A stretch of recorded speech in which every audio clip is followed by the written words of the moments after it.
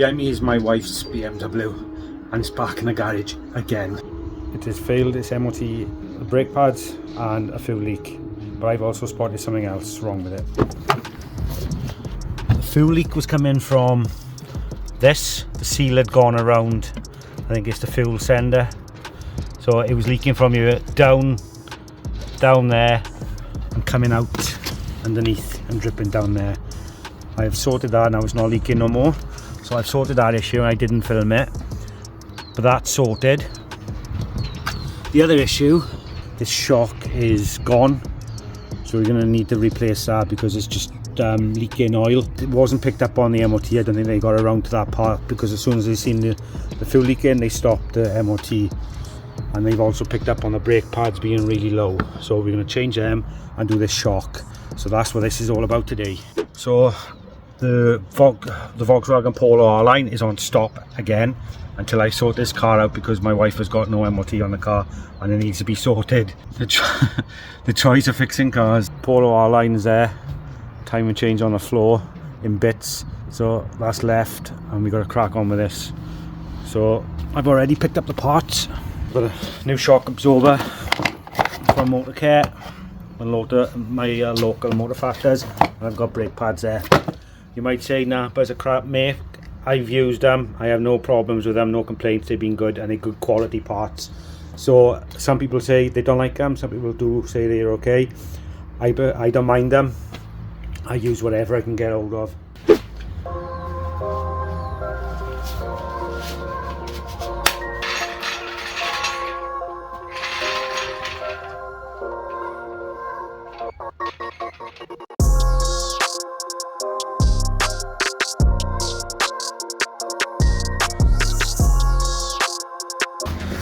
What I love about BMs is you can jack it up from that point there and get right underneath the car, and that's the issue there.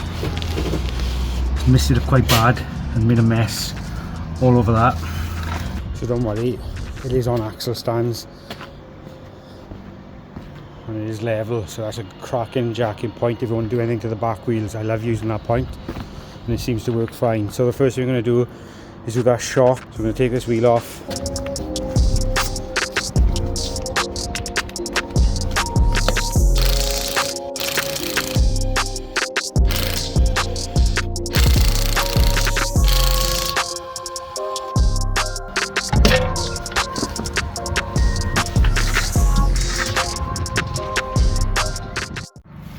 So first of all, that's inside the wheel off.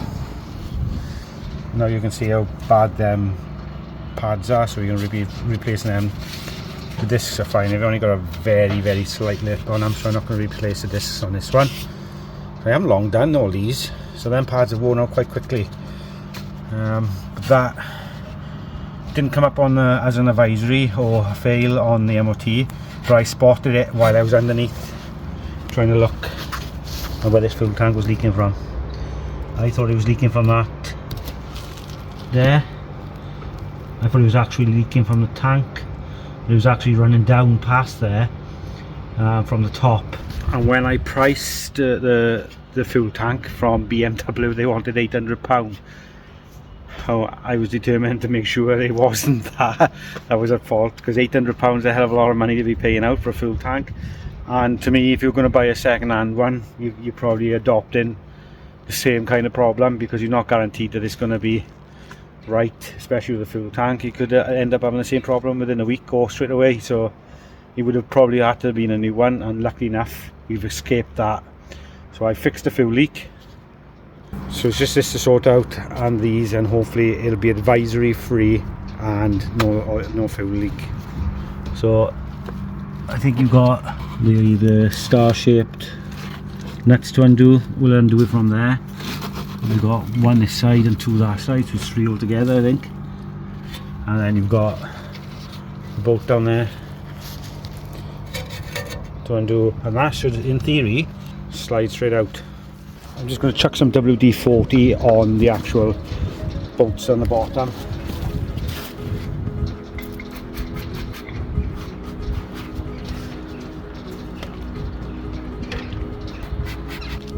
Them top ones are E12s, which is that type fitting.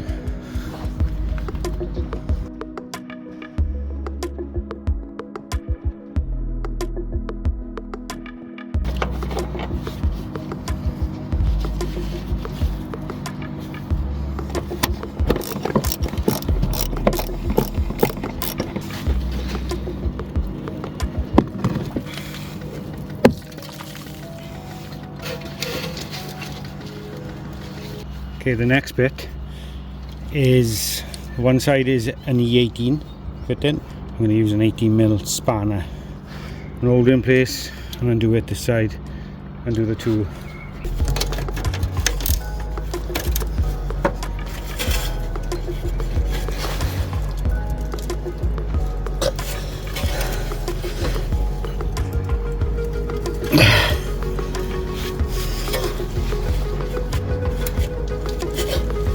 Why doesn't anything come out easy?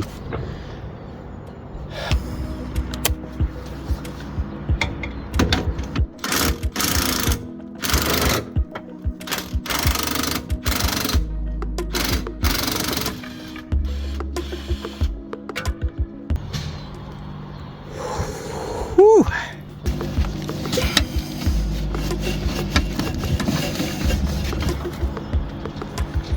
Got it. So that's the bolt you're trying to remove. Now that should come out.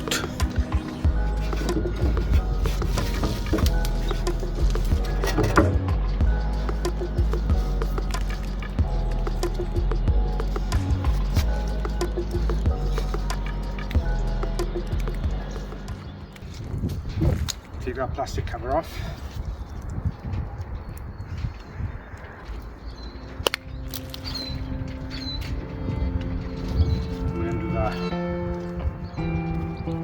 Now I sprayed a little bit of WD-40 in that just to help it undo a bit easier, and I used the mole grips on this just to hold it in place while I undone it with the impact wrench. I'm not reusing this, so I can be a bit brutal with it, but I wouldn't be using these mole grips on the new one because you just don't want to damage it, but it come off relatively easy. It also doesn't hurt to give everything a little clean while it's off, because it's not going to be off again for a while. Putting the new stuff on, just checking to make sure it is right before you fit it. And if you notice, I'm only changing the one side. Ideally you should change to both sides at the same time, but in my circumstances this is a bit of an emergency and it doesn't really matter. I'm just doing a compression test to show you how bad this strut is, or shock is. So as you can see, that is absolutely knackered.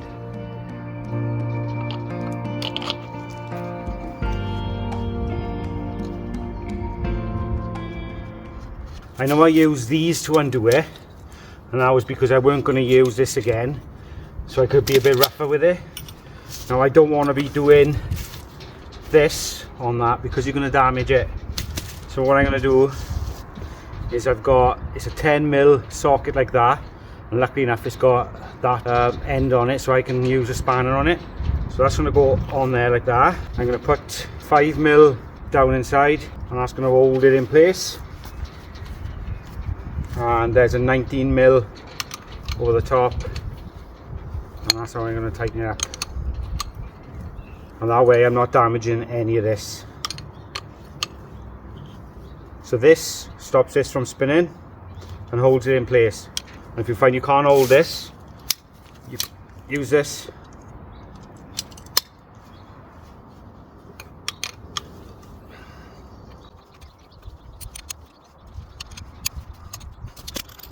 And that is done up tight, and I haven't damaged anything.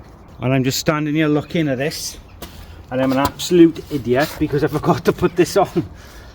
Oh, so that goes in there. What was I thinking? I'm going to cut back in exactly to this point, but this will be on there.